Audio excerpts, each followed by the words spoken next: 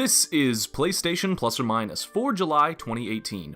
The free games you can get on PS4 this month are Heavy Rain and Absolver, and the Vita cross-buy games are Extreme Exorcism and Space Overlords. On this episode, I'll be doing the two games that involve people wearing masks. I really can't think of any other possible way to connect these two games. Absolver and Space Overlords. Let's start with Absolver. I'll give Absolver credit for at least trying to do something kind of unique.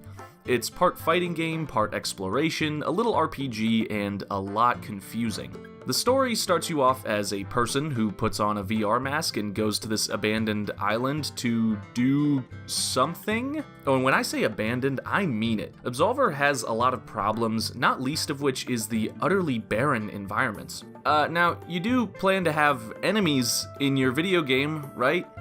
Hello?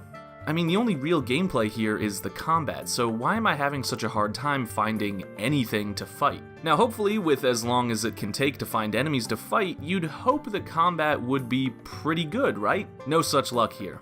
The combat is needlessly complex and just not very fun. Square for light attack, triangle for alternative attack, L1 block, circle to dodge, right stick to do a different kind of dodge, R2 and the right stick together to change stance, but triangle also changes stance, and then you can customize your combo strings and they do this amount of damage, and oh my god, can I just play the game?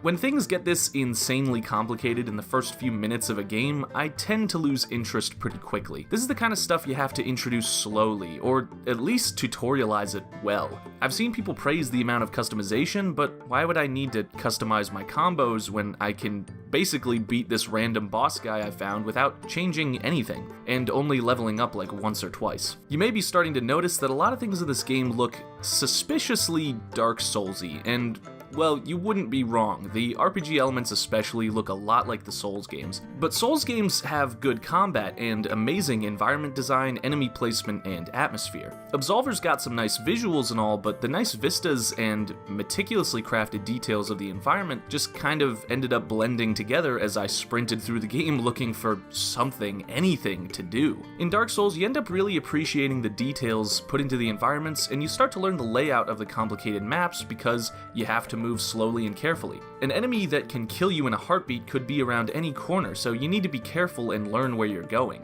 In Absolver, the setting is just as detailed and the maps are even more complicated, but there's no reason to stop and appreciate any of it because there's about 4 enemies per square mile of this game. The game has surprisingly robust online features where other people will just be roaming around your world all the time, but most people tended to leave me alone. I teamed up with some guys at one point, and that made the game actually come alive very briefly, but you can't take your companions into boss fights, and there's so few enemies on the overworld that having 2 friends to curb stomp every encounter with you just makes the game feel even more pointless. I really can't see myself recommending this game for any reason. Absolver is going to be free until August 6th, but after that, it typically goes for $30, and I don't think it's even worth half of that. Absolver gets a minus.